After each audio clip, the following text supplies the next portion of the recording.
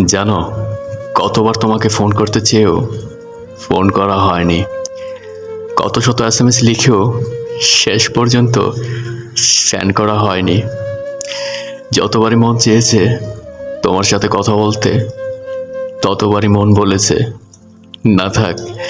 আমাকে ছাড়া যখন তুমি ভালো থাকা শিখেই গেছো, তবে তোমার বিরক্তিকর কারণ হয়ে কি লাভ?